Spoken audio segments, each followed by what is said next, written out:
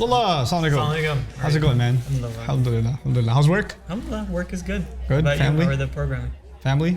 Family is good. How's your dad doing, man? Say my Well, salams to him, please. Inshallah. Inshallah. He's coming on Inshallah. Saturday. He is? Yeah. I look forward to seeing. Oh, wait. I'm not going to be here on Saturday. Oh man, where are you going?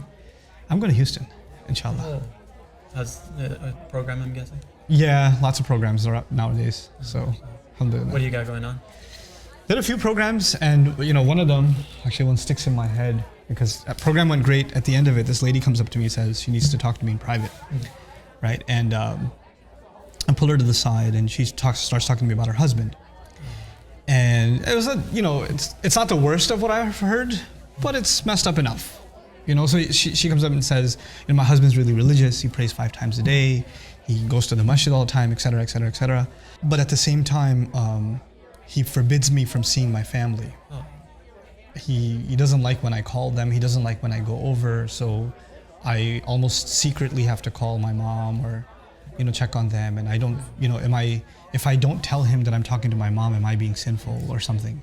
Because you have to obey your husbands. And he keeps telling me, that the men are in charge of women and you have to do what I say. I'm the Amir of the household. So according to Allah and His deen, according to the Sunnah and the Sharia, you have to obey me and you're under my household now, so you can't do, or you can't stay in communication with your parents or your siblings or whatever. And then on top of that, he adds I don't want you to leave the house ever.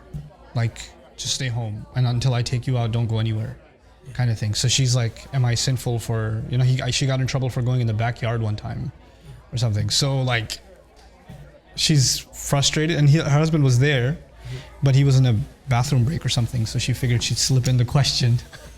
Subhanallah. I realized that, a lot of times people do things in the name of Islam and they quote Quran, Sunnah, Sharia, but dude, it's like the exact opposite. The relationship between a husband and a wife is one of a partnership. Yeah.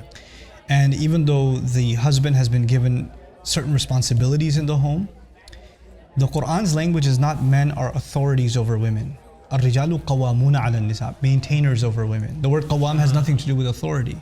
Which is really interesting. A lot of translations say men are authorities over women, but the word qawam in all of its meanings, none of them have to do with authority. Actually, from it is one of the names of Allah.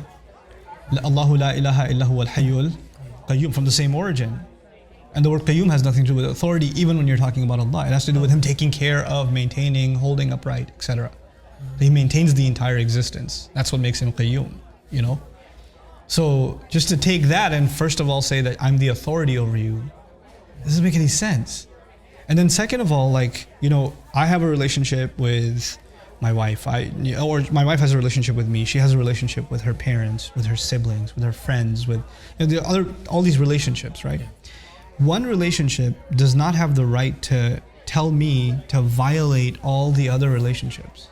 So it doesn't supersede the others. Right? They don't. Everybody has their space. You're not a slave. No human being is the slave of another slave or another human being. We're all slaves of Allah, right? So I owe certain things to my mom, for example, but she cannot tell me to do something against my wife or the other way around. And the same thing with my wife. I can tell her to do certain things, but if it's making her violate some basic, rights of her own parents, she's not leaving the house and moving in with them or something, but she's giving them a call and checking on them. That's not something I can stop her from. And even if I do, it doesn't count because she owes them that responsibility. It came from Allah. It's not something that she decided she has to have. It's actually from Allah. You have to be the best to your parents. When Allah says, وَبِالْوَالِدَيْنِ إِحْسَانًا, He doesn't say, men, be the best to your parents. Women, until you get married. Just the rest of the time, consider them history. And you can just casually, every Eid, kind of say salah. It doesn't say that. These are family situations. So the other weird thing in this whole scenario, first of all, they bring religion in where it doesn't belong. Then even about the freedom of this one, where can she go? Can she go outside and things like that? This is actually not a religious mandate, and he cannot tell her you cannot go outside as a kind of from the religion. Yeah. But if he's insecure and he's overprotective and he's going crazy that she shouldn't go outside, etc., etc., this is his psychological issue, not the religion's. So I'm not saying that she should be able to disobey her husband because she's obligated. By Allah. She's actually going, even if she's not obligated, it's a choice to go. And she still has the right. In other words, you can't stop people from fulfilling obligations, and you also can't stop people from their own rights. I have the right to fresh air. Somebody could use this for an extreme, right? They could say, okay, well, you know what? I watched, a lecture and I heard about this, or I heard this story about Umar radiallahu anhu, and then you know what? I'm going to go on a road trip. Yeah. I'm driving to California. Husband, see you later. People could do that.